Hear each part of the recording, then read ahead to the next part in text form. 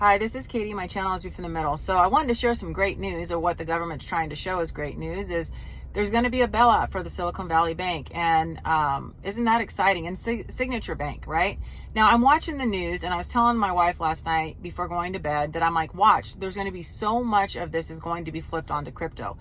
And in the news this morning, while I was laying in bed drinking my coffee, it comes across that, Silicon Valley Bank, had a run on the bank, whatever, all that happened. And then the Fed also stepped in with Signature Banking, which is mostly crypto.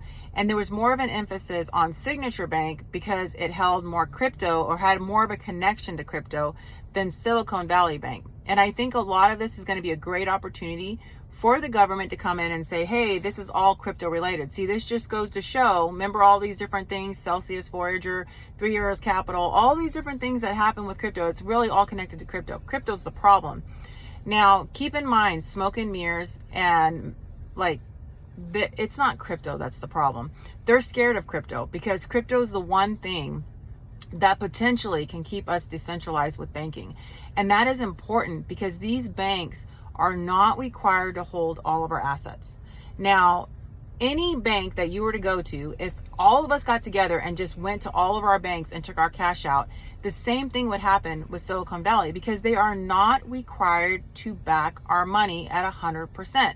Most of them are basically sitting at maybe 25% and maybe even less because they're allowed to take our money and reinvest it to make them more profit and more money. So just put that in perspective. It's crazy.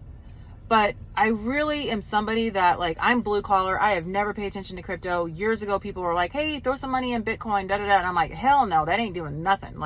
I don't believe in it. I can't see it. I don't understand it. I see this token that it's a pretty little shiny thing you can see on apps and stuff like that. And it looks like pretty cool, but I'm like, can I hold it? Right? I can't hold it. It's not tangible to me. I'm a worker. If I can't hold it, to me, there's no value in it.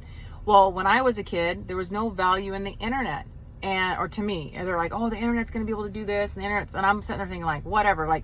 Encyclopedias were huge. If you were a family that had money, you had a case of encyclopedias, and we had gotten some hand down, and it was a big deal to have some encyclopedias. And I remember them saying in the internet, once the internet takes off, you're not going to need encyclopedias, and you're not going to need dictionaries. It's all going to be online. Well, in my household, we were all like, there's no way. What is this even about, right? We didn't pay too much attention to it. Well, now, 44 years old, look where we're sitting. I mean, you spend more time on the internet than you do with your family.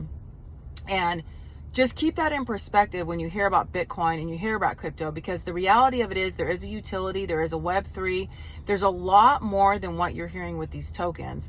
And there is a rarity when it comes to Bitcoin. And I would think basically my advice is, if you don't know about something, instead of missing an opportunity like many of us did with the internet, and even generations before that maybe missed out on the phone, the cell phone, all of that, just look into it. Because the more you look into it, the more you're going to be like, wow, maybe there is something here. And then you'll see too why the government keeps pushing to regulate it.